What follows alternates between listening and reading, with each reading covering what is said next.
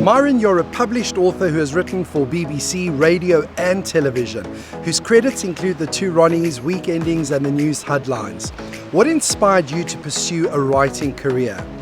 My introduction into writing came purely by chance because I was a drummer in a band for a while, and a guy who was my lead singer and rhythm guitarist, a chap called Phil Campbell, he worked in Hammer Studios, the film company, and he was quite a clever guy, and he said to me one day, "Look, I'm looking for some scripts for a hospital radio show." And I said, "Well, I don't know, I've never written anything in my life." So he said, "Oh, you do comedy a bit, go on, you do comedy on stage, why don't you try it?" So I did. I wrote 6 scripts with him. Now they recorded them and played them to the patients and things like that, which was great.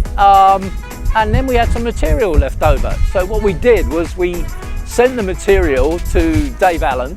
So he sent them to the Two Ronnies. And I don't know, luck or whatever has it, we got on.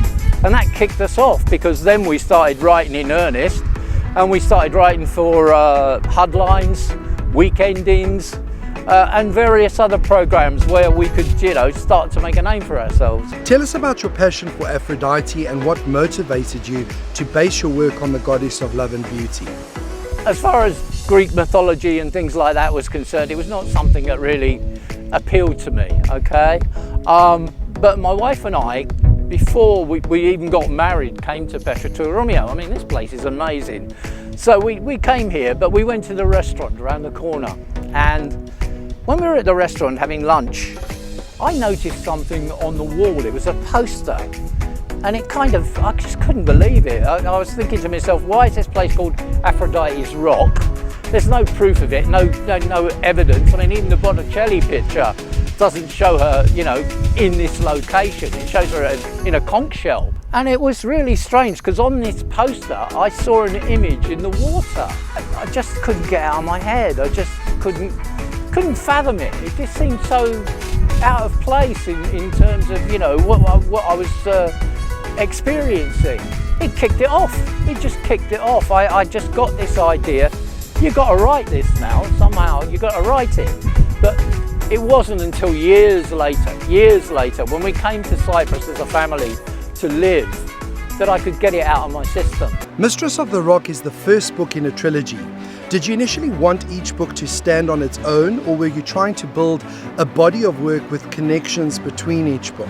Originally, Mistress of the Rock was a one-off book, which it does have a beginning, middle and an end, of course. So from that point of view, I thought, well, that's it. That's as far as it's going to go. So I started looking around in mythology and came across a legend, if you like, called the Scylla. Now, she is one of 2. The other one is Charybdis, and they are the 2 mythological beasts that are between the rocks. Now, when I say between the rocks, that means they're between a rock and a hard place, which is what the sailors encounter when they try to get past them. So the Scylla basically tries to take out the sailors, and if that doesn't work, the other sister does. So I incorporated that into the story, because with the book ending the way it does in the first one, it leads itself into the Aphrodite legend, taking on another dimension of her personality. And that consequently gave me the opportunity to write this second book. Now, when I came to the end of the second book, I thought, aha, now we have a third book in the making, because there is an opportunity to be able to extend the story further, but from another different perspective.